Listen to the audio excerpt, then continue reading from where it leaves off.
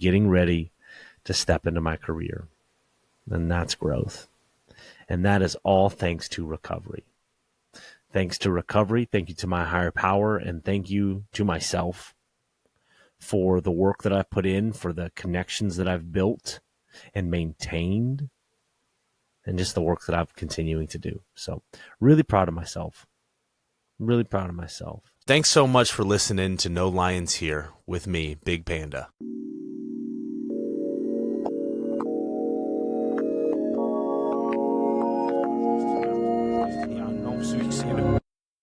Hey, what's up, everybody? Welcome back to No Lions Here. My name is Big Panda, and I'm a recovering sex addict. Before we jump in today's episode, I just want to give a shout out to my sponsor of the show, Beginning It Institute.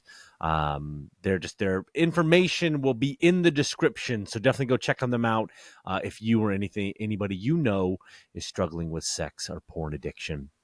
They're lifesavers. They saved my life. They helped me find a new path and a new way of life. So really excited to be teamed up with them. And yeah, definitely go check them out. And if you're listening on Spotify, make sure to go check us out on YouTube. It's No Lions Here. And if you're on YouTube, go definitely check us out on Spotify. I think that there's a follow. Obviously, on YouTube, there is a follow. There's also a follow button on Spotify. Make sure you go in and hit both of those. Definitely want to get the subscriptions up. This is how we spread the message. The more people I can get to subscribe, and it's not all about the subscribers. However, the more people I get to subscribe, then, the more people the message reaches. So, and definitely, tell your friends about this. Send it off to people, that's kind of how I've been able to get, the following that I have is just word of mouth. Someone likes it, so then they pass it off to another person. Then that person likes it, and then they send it off to somebody. So definitely go and send this off, listen to it. Again, I really appreciate everybody tuning in and giving me the support in doing this. And this is what keeps me going. The support that I get from those out there that are listening. Whether I've actually talked to you or not, like, I just really appreciate the support in what I'm doing. That really helps just kind of validate, what I'm doing here with this. And, I've got some big goals and big plans for the podcast. So, but right now, like, I really like where things are at with it. I feel comfortable with like the flow of things and how things have been going. And, through over the last, 2.5 years that I've been doing the podcast, almost 3 years. Yeah, I definitely battle with like, I got to get all this stuff out there and do this, and we got to go big. And you know what? Now I'm just kind of in a spot where like, all right, like this works. The flow works. Like, yeah, would I love to be able to step the flow up? Absolutely. I'd love to be able to put out one episode a week. However, right now, like that's not where I'm at, and that's okay. So let's get current. I need like a let's get current song to like put in there. That'd be fun. So currently, I am unemployed. And that's, yes, technically I am unemployed. However, like I do have a job lined up. But I got to go in this last week and quit my day job, which was just really giving me, I was just really frustrated with it. I'm a pallet pusher at my work, and I've really been really frustrated with it. There's no purpose. There's no meaning. There's no fulfillment there for me. And, I'm not driven by the almighty dollar. I would much rather, do I want to be comfortable? Absolutely. However, purpose and fulfillment is what I'm after. That's what feeds my soul. And that's what keeps me going. And so everybody, that's followed the podcast knows that like over the last 10 months, I've been working towards a CPRSS certification, a certified recovery peer support specialist. CPRS, certified peer recovery support specialist. I've been in the class, and I normally don't abbreviate it like that. I normally just call it a recovery coach certification. But so I've been working towards that. And I just finished with my intern hours about a week ago. And so literally, like I talked to the owner of the treatment center where I'm working right now, or where I was interning. And, I put a bug in his ear. I said, hey, you know what? I want to advocate for myself here. So let me just throw this out there and say, hey, man, like, I would be really interested in talking to you guys about coming on full time. And I said, now, look, like I won't even test for the certification until, August or September of this year. So, I don't probably won't even be ready, until then. And he was like, yeah, no problem. We'll keep the lines of communication open. And yeah, we got you. No problem. So I said, okay, cool. Like, and it's funny just thinking about like how we plan our lives and how like that plan never looks like the plan that we have in our head. And that's like exactly what happened. I ran into the owner of the treatment center. I don't know. I had this conversation with him, I don't know, probably about 2 months ago. And I ran into him, I don't know, probably about a month ago. He was there on a Sunday doing something. And he was like, hey, you still interested? And I was like, yeah, I am. And he was like, okay, cool. Like I talked to the director of operations and yeah, definitely we want to have a conversation. We want to bring you on. So I was like, all right, yeah, like here's my number. Like get a hold of me. And so at that point in time, I had like 3 more days left that I was going to intern. And I wanted to send, not only my supervisor, but also the director of clinicals and say, hey, like here are my last days interning, just so that they had enough heads up so like someone can cover what, what I was doing. And then I didn't want to just drop it on them last minute and be like, oh, hey, by the way, today's my last day interning. Good luck.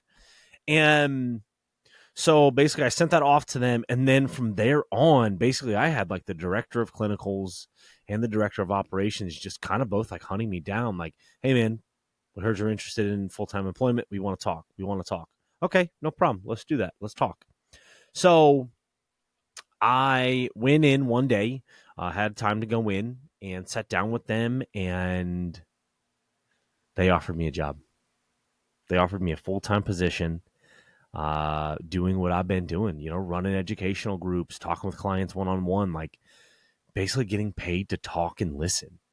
And it wasn't an interview. I had some questions, like, so I am not certified yet. However, once I test, I will be certified. Now, my question was like, hey, do I have to have this certification before I can even come in here and work? And they're like, no, as long as you are working under somebody, then you know what? That's fine. Just don't fail the test. Just don't fail the test. And, and I can take the test over if I fail it. But yeah, so basically, yeah, it was that. And then like, how much are you guys going to pay? And again, it's not, I wanted to make sure I had a number in my head that was comparable to what I was making at my day job. And sure enough, they came in at that number. So I said, okay, you know what? Let's do this. And, it was kind of funny though. Like, and this is where like, I'm really proud of myself. He was like, okay, so your last day's this day, so you can literally start. And I go, oh, hold on. I said, that's less than 2 weeks away from right now. I need to go into my day job. I need to give my 2 weeks notice. And then from there, I need to take about a week off in between jobs. This is how I always transition jobs, is I always take a week off in between, or sometimes more, just so that, and I realize that not everybody can do that. And I totally understand that with the financials and needing to get paid and things like that. But I know for myself, I kind of need that reset. Like, okay, cool. Like I can't just quit on a Friday and then go into a new job on a Monday. Like for me personally, that just doesn't work. So I want to make sure that I'm in a spot where like I can take that time off. So I was able to say, hey, I got to go put my 2 weeks in. And then from there, I need a week off. So yeah, so this last week, was my last day at my day job. And that was like really bittersweet. I've been there almost 4 years. I have to get up at 4:00 in the morning. Like it's, again, I'm a pallet pusher. There's just no meeting, no fulfillment. I'm frustrated with middle management there. But even with all of my frustrations in this job, my last day, I go in and I'm kind of like, or even like putting in my 2 weeks, it was like, oh my gosh, like, oh my gosh, this is familiar to me. Like, it's almost like I forgot all of the frustrations that I had had with the job and was like, oh my God, I'm like, I can't, I don't know if I can leave this place. Am I making the right decision? Oh, I don't know. Like, I really started to second guess myself. And again, I totally forgot about those frustrations that I had had. And I'm not surprised, right? Like, my patterns, my life is, I want to stay in the familiar. And for me, the familiar, I don't necessarily like it, but I know it. And when I know it, I know how to operate within it.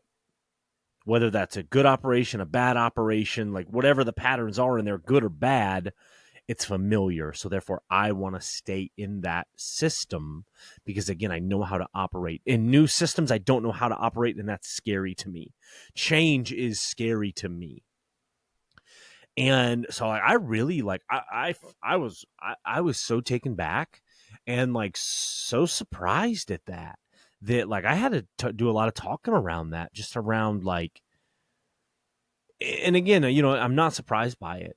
And then it was really weird. Like, my last day, I remember I was in like a really good mood because obviously it was like my last day, and I know that like I'm moving on to bigger and better things. And by no means, do I think that, oh, just because I'm moving into something where I have purpose and fulfillment and I'm helping people, that it's going to be all sunshines and rainbows. Sunshine and rainbows. There's not multiple sunshine, sorry. Like, I know that. I know that there every job you have, there's going to be frustrations, there's going to be issues. However, what does make me feel better around that is that, like, okay, this is the treatment center that I've been working at for 6 months. I know the supporting staff and I kind of know how the system works. And so it's not just like brand new to me. So, but yeah, that last day at my day job, it was like, all right, I'm in a good mood. I had a whole plan. I was like, all right, I'm gonna go into work, and yeah, you know what, I'm not gonna slack off. I'm actually gonna like do some work, and I did some work, and I got to go around and say goodbye to the people because there are people there that I'm gonna miss, right? Like, I'm not really gonna miss the job, but there are some people that I really do care about, that I'm gonna miss, that I wish the best for, and I'll stay in touch with. And I had this plan that, like, all right, I'm gonna celebrate. I asked my sponsor, hey, would you like to grab some dinner that night? He had plans, so he couldn't. So I was like, okay, no problem. Like, what can I do for myself? I don't really want to take myself out, but like, I can cook for myself. I don't cook a whole lot for myself. I love cooking, though. I was like, oh, I haven't made my favorite meal in a while. I can treat myself with that. That is steak, smashed potatoes, asparagus, and shrimp. And I was like, awesome. I'm going to go to the grocery store after work, and I am going to get all this stuff, and I'm going to make this big, massive dinner. Probably get like a cheesecake for dessert. Like, oh, I'm going to really indulge in this. And I got home and I was just like absolutely drained. I felt lost. I had no motivation to do anything. Like, I wanted to just go home and I just wanted to just curl up into a ball and just like go to sleep. Like, I wanted to shut out the world. I didn't want to like do anything. Like, I just, I don't know. I don't know if I wanted to feel sorry for myself, but like, I had a really tough time kind of explaining and describing what I was feeling. I didn't know what I was feeling, and I didn't know how I was supposed to feel. I didn't know what I was feeling. Like, I had no idea what was going on with me. All I knew is that, like, wow, I really have no motivation right now. I just don't want to do anything. And, the urge to act out was not there. I'm actually a little over 30 days sober. And I'm, that to the normal person, that may not seem like a lot. However, I know for me, like, it's been really, the quality of my program and my sobriety has been like really good lately. Like, the urges have been very subdued. And like, And that's in part to like the work that I'm doing on myself and the things that I'm doing for myself too. The way that I'm taking care of myself is, yeah, it's been really, really good lately. And so I didn't want to act out. But again, I just really had trouble just like, I had a lot of trouble just kind of naming how I was feeling and where I was at, which normally for me is like not that big of an issue. I feel my feelings so big that it's fairly easy for me to tell you kind of what's going on with me at any given time. And at this point in time, I could not tell you what was going on for me. So I think I like ended up like taking like, I don't know, like a 45-minute nap or so.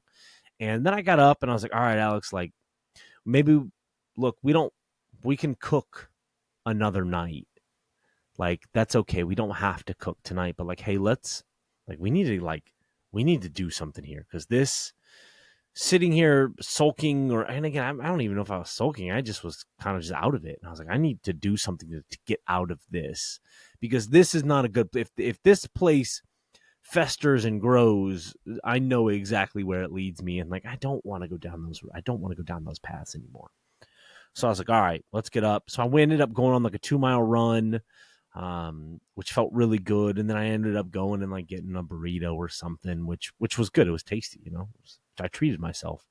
And then I remember thinking like, all right, I kind of want to go to bed, but you know what? Like, let me just like, I'm going to take the dog out front and let me just hang out.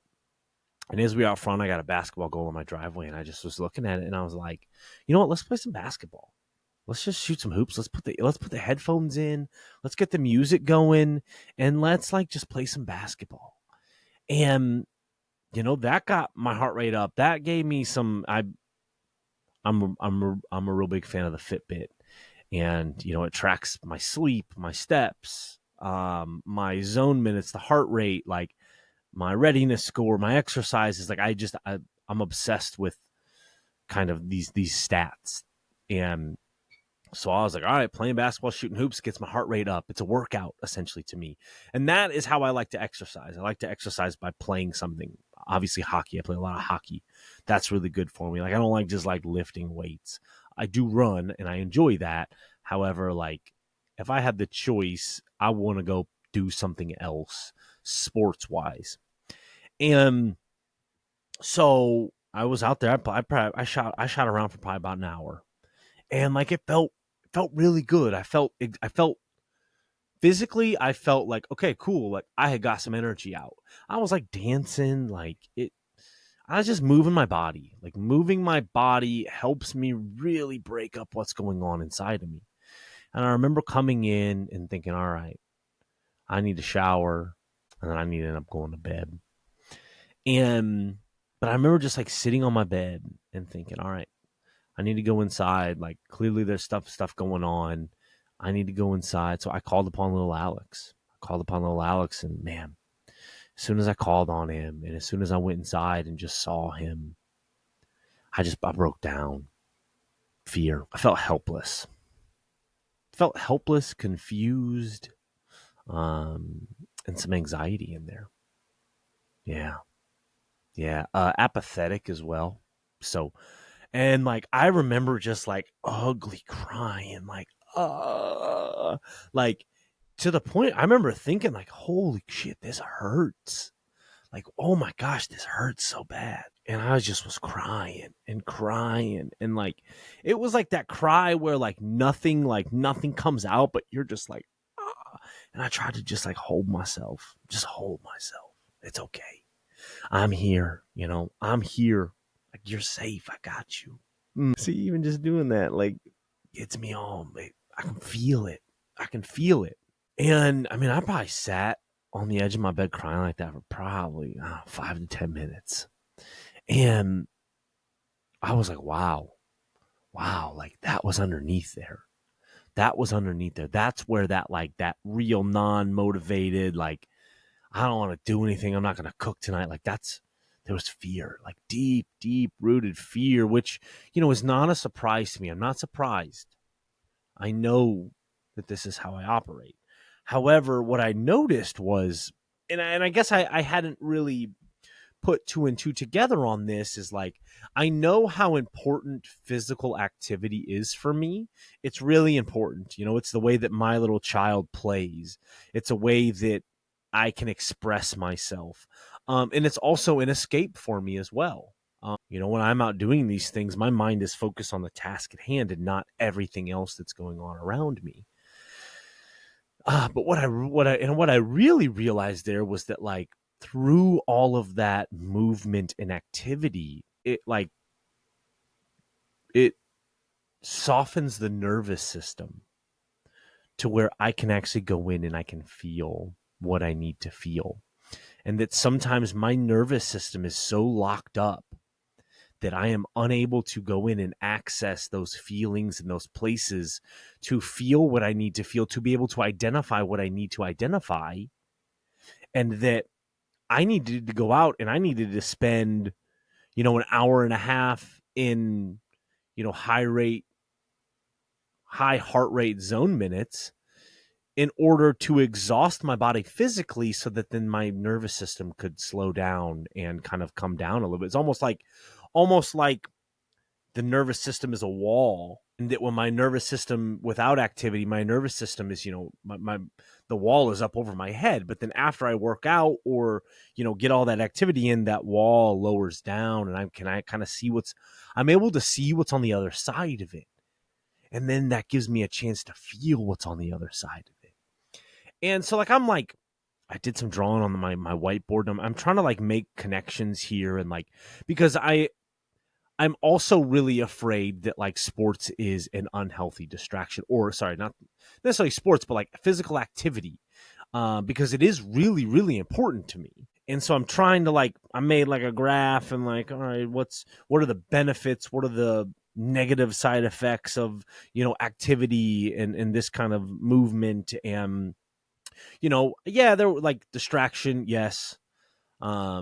It can be a trigger for me because it bumps up against, like, you're not good enough. Um, when I, like, lose games and stuff. But, like, overall, everything was positive. And so, like, I was able to really make that correlation and, like, okay, like, there's going to be some days, Alex, where we are going to have to physically go out and exert ourselves to the point where, like, we are exhausted, just so that I can break down that wall of the nervous system to get in there and be able to get curious as to what's going on inside of me. And you know what? Like, I'm really happy. Like, that was really cool that I was able to do that for myself. And that's kind of like what recovery's looked like for me over the last, 30 plus days. So, and also too, like, again, there's fear around there, and the fear comes from being, like, the unfamiliar place, right? Like, I'm confused. Like, yeah, I'm excited. However, like, I don't know what's going to happen here. And I'm really trying to stay out of trying to, because this is what I do when I future trip is, okay, I'm starting this new job. It's like a week and a half. What's all going to go wrong? What's all going to go wrong? And it's like, well, I don't know. I don't know if anything's going to go wrong.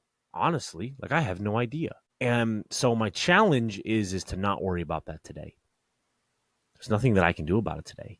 So why worry about it today?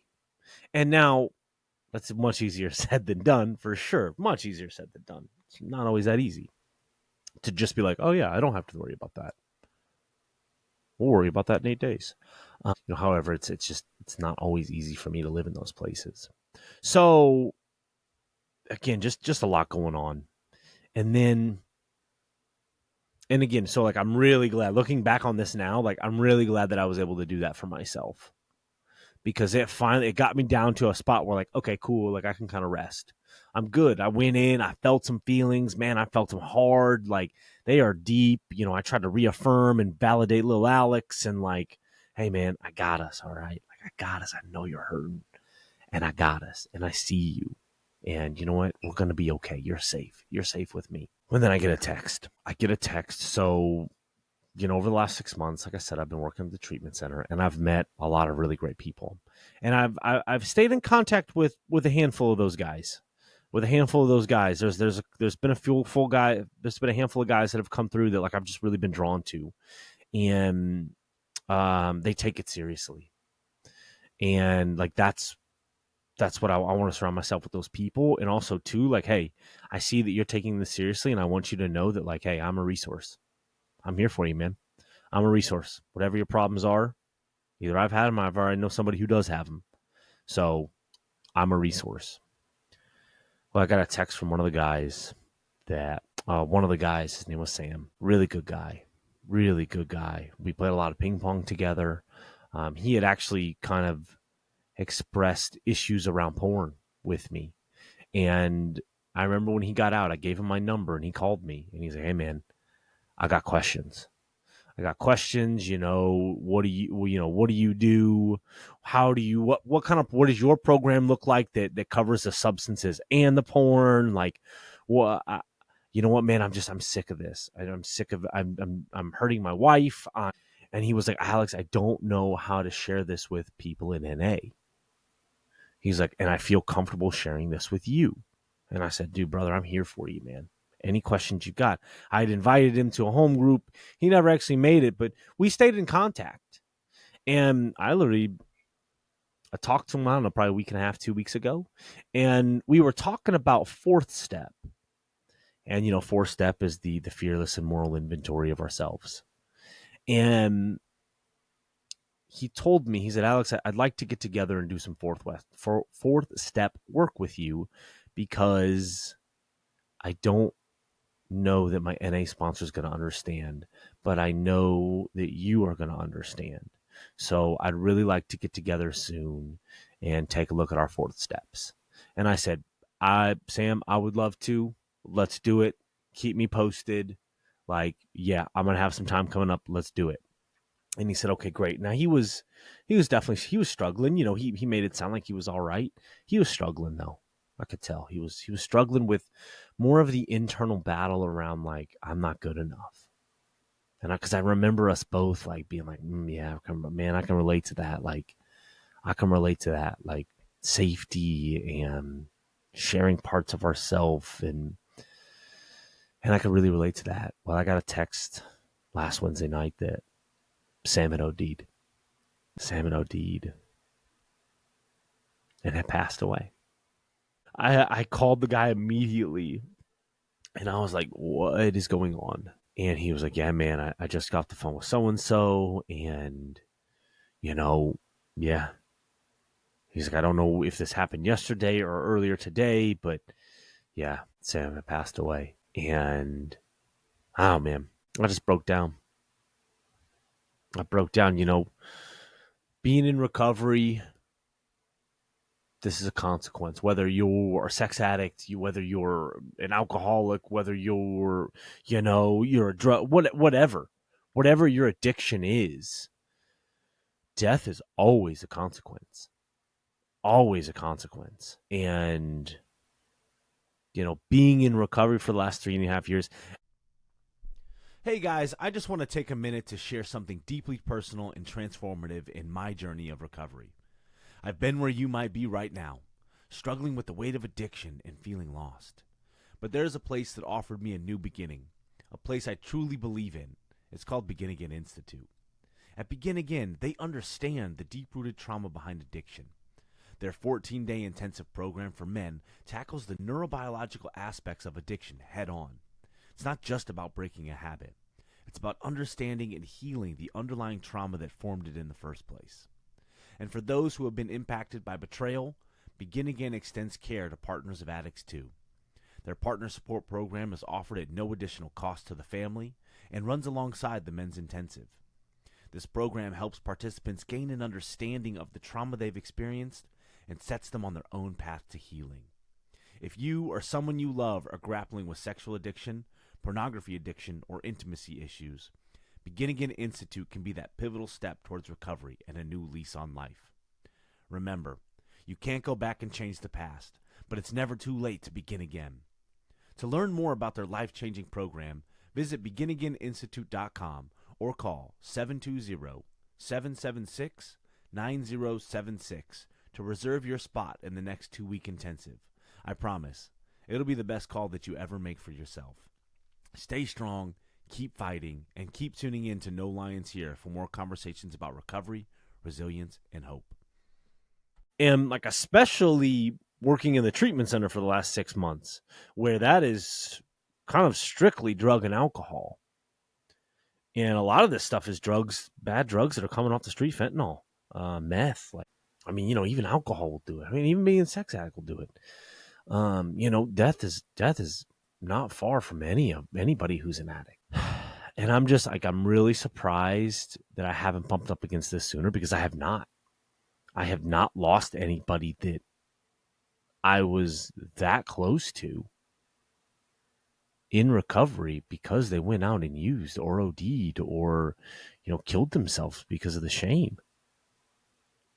I have not experienced this. And, Sam and I weren't, we weren't like crazy talk every day close. However, like, we were close enough. We were close enough for it to really impact me. And this was my first time bumping up against this. And it's sad. Like, there's anger there. There's sadness, grief. Like, dang. One, it was like, man, what were you going through? What were you going through that you felt like you couldn't pick up the phone and talk? And now also on the other hand is like, bro, I've been there. Even in recovery where I don't want to pick up don't want to talk about it. But like, what were you going through, man? Like, we could have helped you. Man. And so I got off the phone with that friend, and I was like, dang, man, this sucks. Dang. And he had mentioned that he had talked to another guy that like I really respected, that was in there, and a guy that I was really drawn to. And we had a couple conversations, nothing crazy. And I was like, you know what? Something's telling me to just call him. And I called him. And his name was Andrew. I called Andrew, and he was not in a good spot. Him and Sam were really close. Their families had hung out. Their kids were the same age. Their kids had hung out and played together. Like, they did stuff outside of, they met in treatment, yes, but they did stuff together outside of treatment, outside of meetings even. That's when you know that connection is deep, is when you meet people at meetings, but then you do stuff with them outside of meetings. And he was hurting. And I just remember, he was like, man, he was more than a treatment friend. And I caught myself being like, I know, man, I know. Like, and I was like, well, hold on, Alex, like, just be quiet. Be here with him. And, me and him we cried. We cried on the phone together. It broke my heart hearing him, because at one point in time he was like, he's not gone, right? Like, we can go and get him back. We can go and wake him up, can't we? He's not gone. We'll go wake him up. Where is he? We'll go wake him up. Like, he's not gone. There's something we can do. He's coming back, right? And like, nobody prepares you for that, for those questions. Nobody prepares you for that. And you know what? Like, all I could do is just sit there with him in that and cry too. Like, we just cried. I really understood what he was going through, and of course, like, anytime something like this happens, I think that it's very natural for us to think like, I could have helped him. I wasn't doing enough. What could I have done differently? If I could have done something differently, they would still be here, or they wouldn't have relapsed. And, I understand that thought process. And I also understand that, like, me being like, hey, man, this isn't your fault, wasn't necessarily something that he was going to be able to see in that moment. Very emotional, a lot of energy around this. But I did tell him that. I say, hey, look, man, like, I know you don't see it right now, but you're going to look back on this and you're going to realize, like, there was nothing else you could have done. There's nothing else that you could have done. You did everything that you possibly could. You answered the phone. when he called. You guys talked. You guys connected. Like, there's nothing more that you could have done. This is not your fault. And I said, again, I know you're not going to be able to see that right now, but I want you to know that, like, you're going to look back at this at one point in time and you're going to see that. And you're going to know that. And, like, hey, man, like, right now, you and me, we both have a choice. We can connect with each other like we're doing right now. We're crying together. Or we can say, screw connection and go off the deep end. Because he had referenced that a couple times. Man, I'm ready to just go out on the deep end. I'm ready to just go out there. I don't even care. And I said, hey, man, like, we have the choice. Okay. How do we help Sam live on? Well, that is by continuing to work our program. We can keep the memory of Sam alive in us. And we have to work our program. We have a choice, man. We're still alive. We're still kicking. We have a choice. And we know we don't want to go down this path. So maybe we should stick to this path over here, this connection path. And, we ended up having just like a really good conversation. We went from crying on the phone with each other to the end of the conversation, we were laughing together. And, it's not because I had some magical thing to tell him, to snap him out of it, to show him, and I even said that. And I say this to guys, like, guys, I wish that I had something magical and so profound to say to you right now that would snap you out of this, but I don't, and that's not my job. My job is to be here for you, and I can do that, and that's what I'm doing. And I'm letting you know that, like, hey, man, I'm here. I'm here. Right now, I'm here for you. And, we ended up, and I've been checking in on him the last couple of days. I actually need to give him a phone call whenever we get done, but, just touching base, trying to be of service. Hey, man, I'm here. Let me know what's going on. I think him and I are going to grab lunch here in a couple days. So I'm excited for that. But yeah, that just, man, that really threw a wrench in the plans, or just not even a wrench in the plans. Not that, but just, oh, man. And, who knows where I would have been if I hadn't, like, taken care of myself earlier on in the evening. Like, would I have reacted in the way that I reacted? Would I have even made a phone call after getting that news? Would I have gone and acted out after getting that news? Like, I don't know. I'm glad that I don't know, because I didn't. And I'm really glad that I was able to take care of myself when I needed to. And, I got to give credit to my higher power. I got to give credit to God for giving me the willingness and the strength to push through. And, yeah, to do that. But yeah, this is, I'm still definitely kind of feeling and carrying some of those emotions around the loss of Sam. I want to dedicate this episode to him. He's a good dude. He was a really good guy. Really good guy, and I know that he wanted help. I know that he wanted help. I do. And I pray for his family. I pray for his family. He left a little boy behind.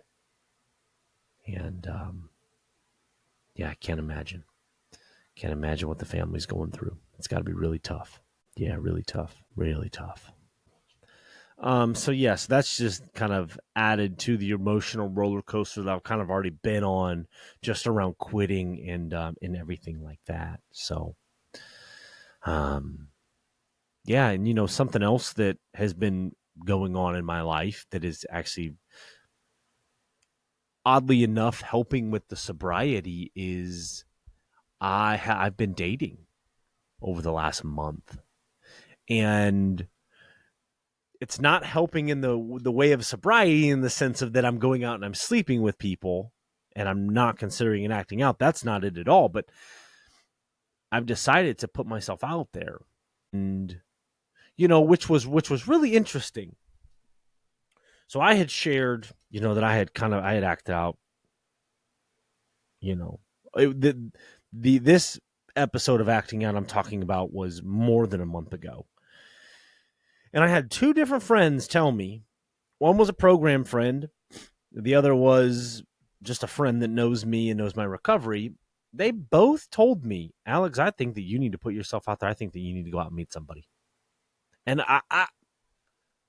honestly, my mind was blown because I was like, what? Like, I was not expecting that at all. However, like, it made sense though, right? Because here I am craving this connection. Like, well, what? Let's try it. All right. Well, I heard it from multiple different people. Like, okay, let's try it. So I will be honest, like I made a dating profile on Hinge.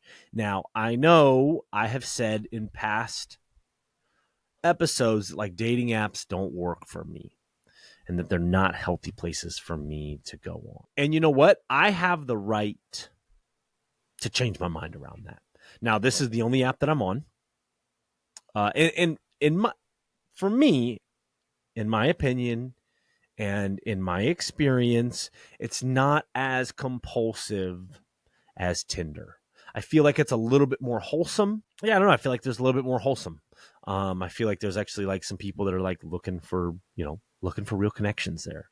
And so got on there and I've been, and this is, so obviously like I have kind of a plan, and this is all stuff that I've talked about with my sponsor and my network with, of like keeping them up to date.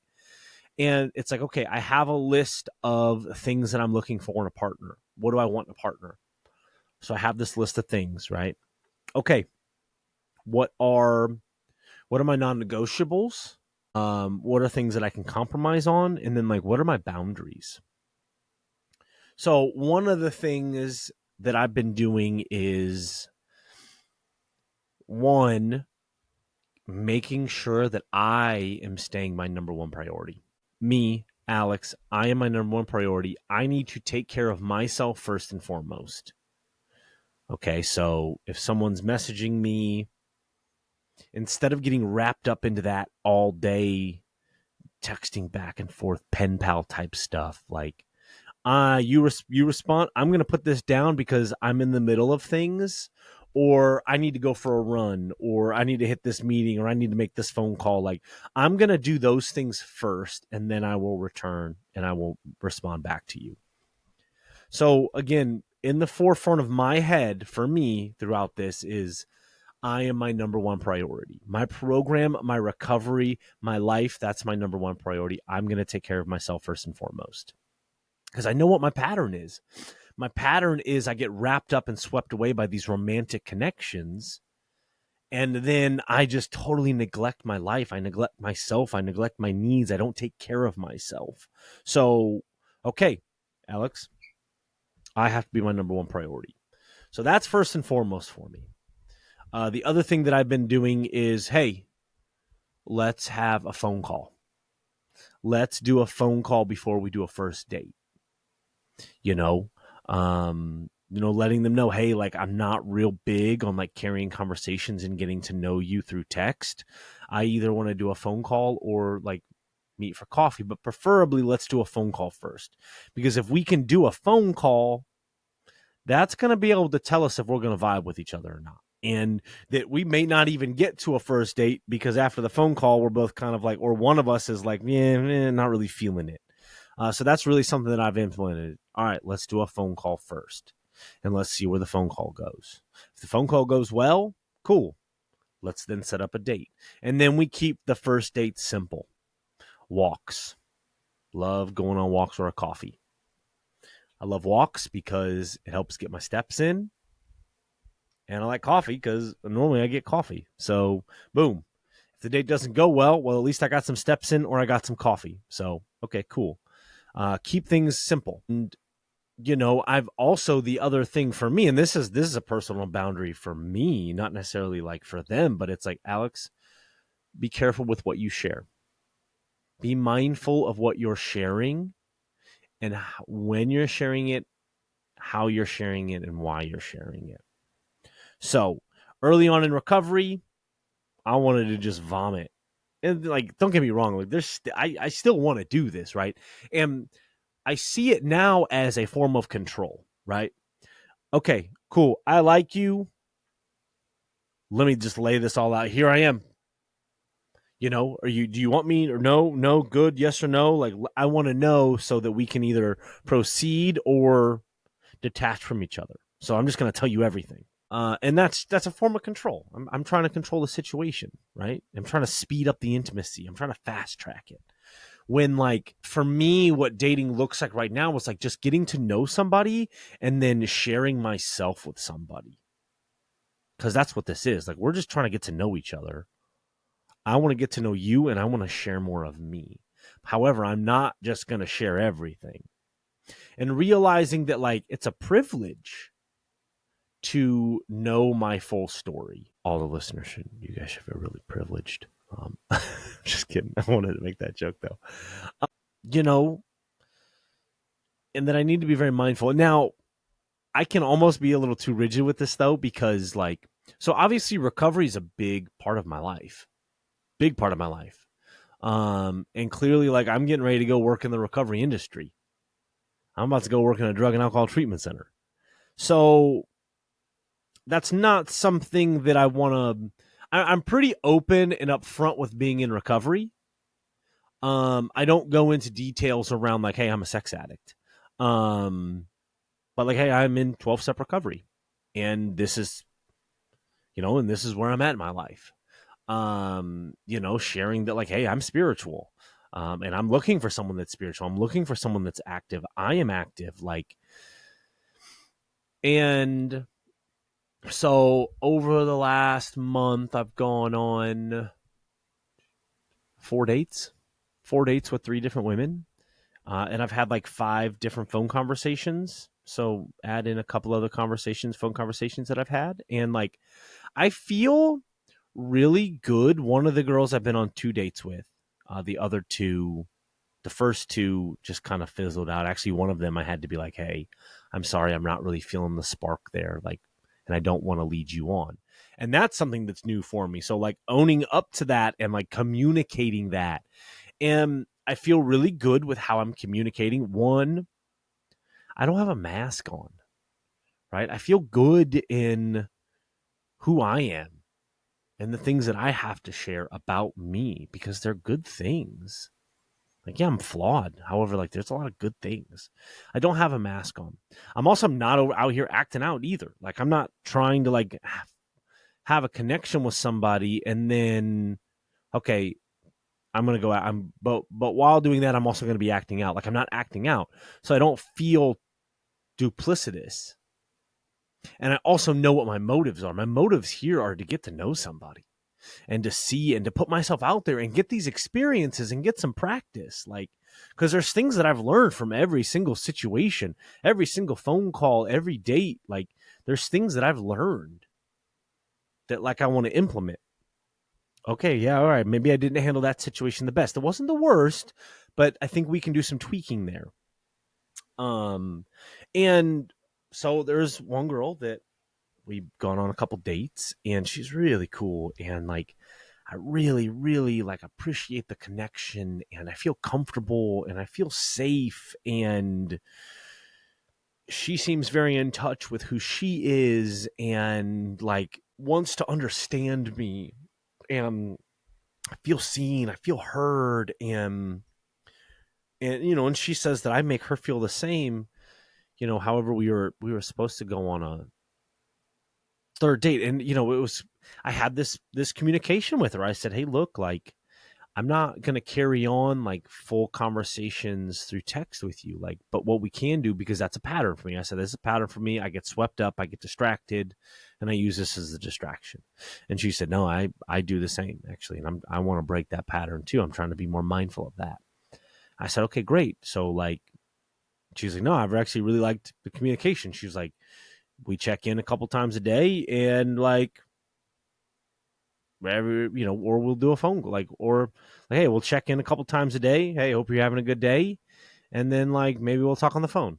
Or, maybe every other day we'll talk on the phone. And, like, one of the other things too, and I haven't gotten to this point yet, is having the talk around intentions. What are my intentions? My intentions here are to get to know you and to share myself with you, and also to get to know and understand you, and also to, like, I'm taking this as slow as possible. My goal is to not get in your pants. My goal is not to get physical with you. My goal is not to use you. My goal is not to lead you on. My goal is to get to know you. And while doing that, I am going to stay open to getting to know other people as well. I find that concept really interesting. So one of the tools of SCA, Sexual Compulsives Anonymous, is dating. And I had an old therapist tell me, he was like, Alex, when you start dating, you need to date like multiple women. And I was like, what the? I'm so confused by that.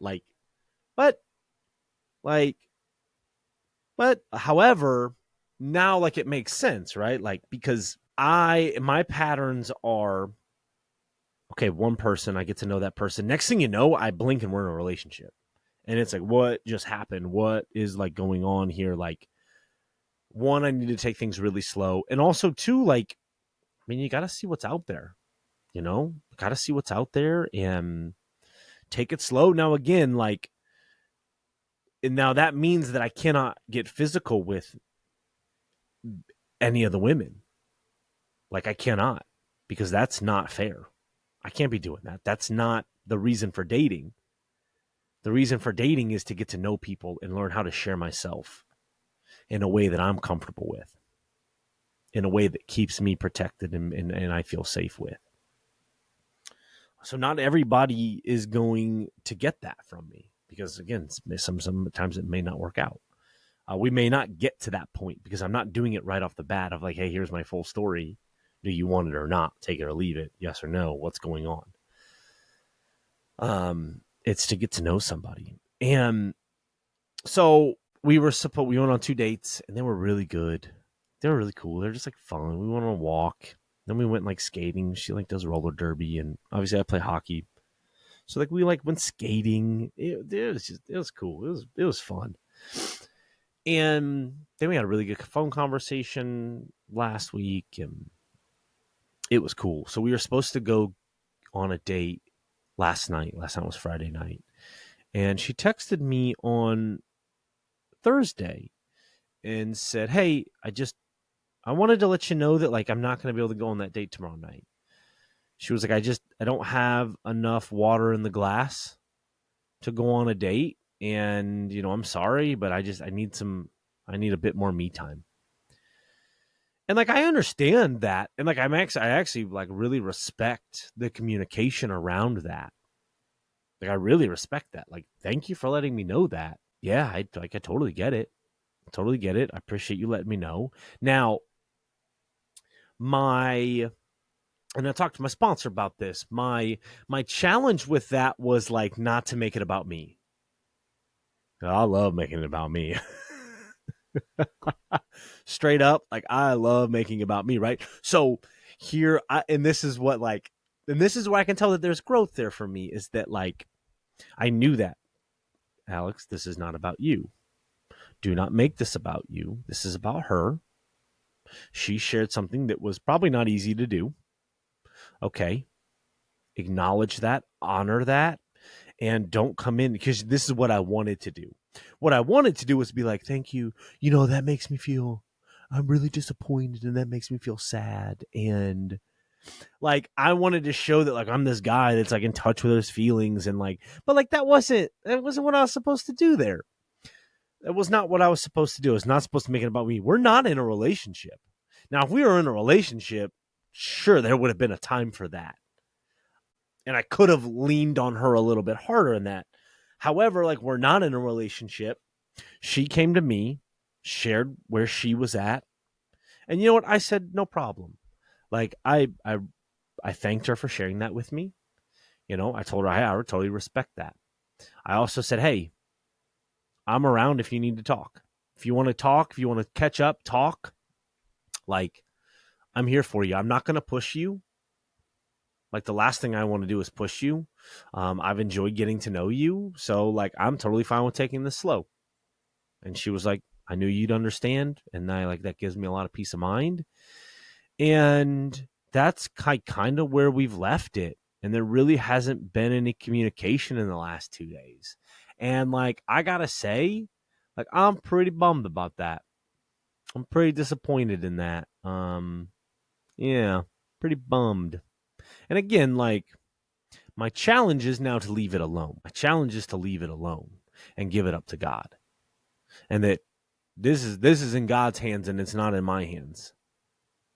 You know, like of course, like I want to call her, I want to text her, like, and I believe that, and I've talked to my sponsor about this too. Like, I believe that the ball is in her court at this point. Like, I believe the connection was strong enough and decent enough to where she knows that, like, hey, you've got my number, like, you can reach out.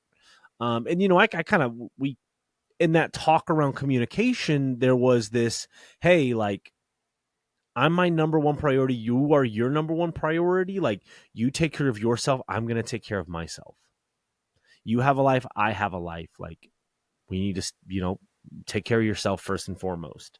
And so she was basically saying that to me, and okay, no problem. Like, but again, and I don't feel petty in this. I don't feel like I'm playing a game in this. I don't feel like oh nope, I'm not gonna text. Like, I truly do feel like the ball is in our court, and that the connection was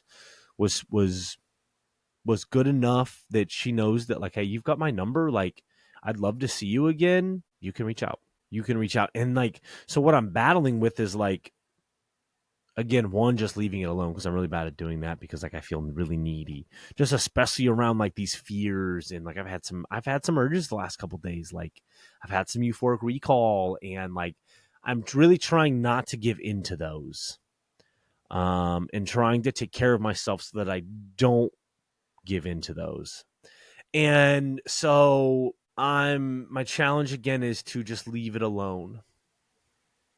Like, it's not about me, even though, like, I want to make it about me. Like, I want to call and be like, hey, uh I don't I hope I'm not, like, overstepping, or, like, is this okay? Like, because I want to, like, kind of dig around and, like, get to what's the reason here? Is it me? But I have to realize, like, this is not about me, and that, like, I'm the one with the program. I have a program. I've got people that I can lean on. I need to lean on those people. She is not somebody that I can lean on to talk about these feelings with, because, again, we're not in a relationship. So, yeah, so that's, like, that's, like, that's just another curveball on top of another curveball. That's just another you like that sound effect? That was my roller coaster going up and down.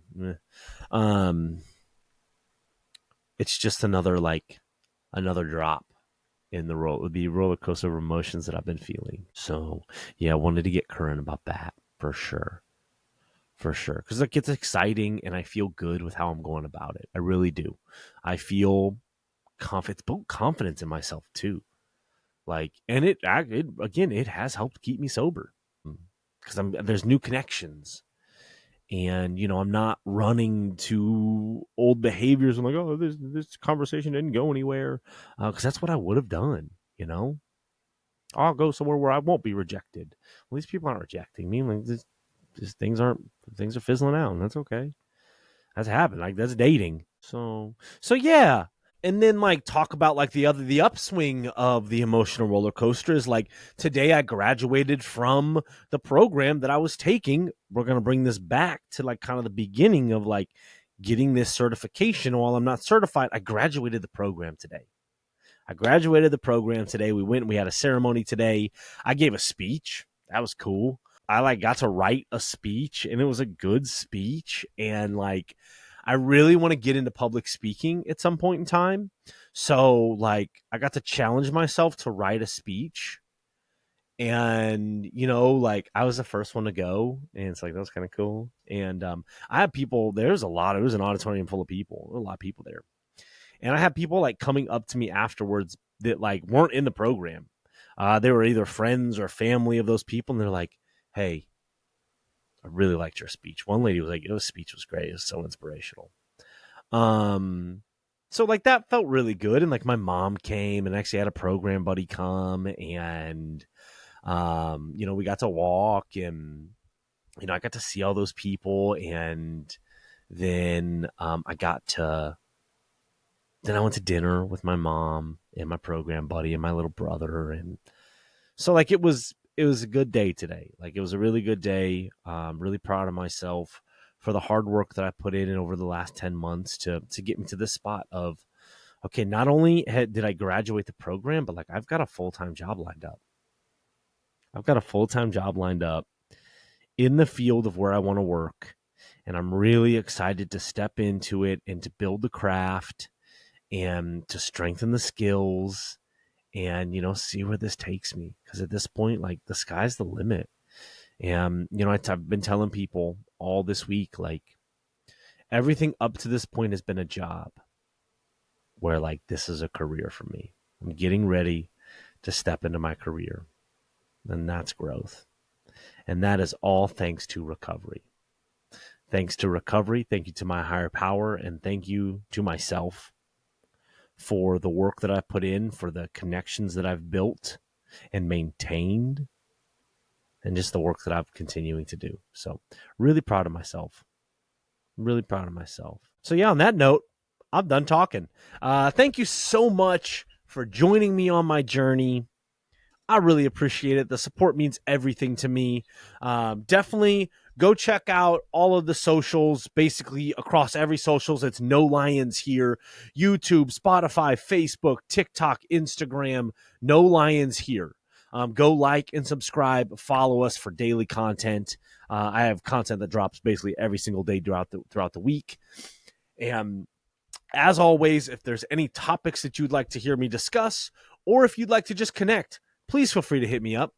My email address is nolionshere@gmail.com. Again, that's nolionshere@gmail.com. Thank you so much again for joining me. I can't say words to not describe how grateful I am for the support. Thank you all so much. And as always, keep coming back. It works if you work it, and you're worth it. We'll see you guys next time.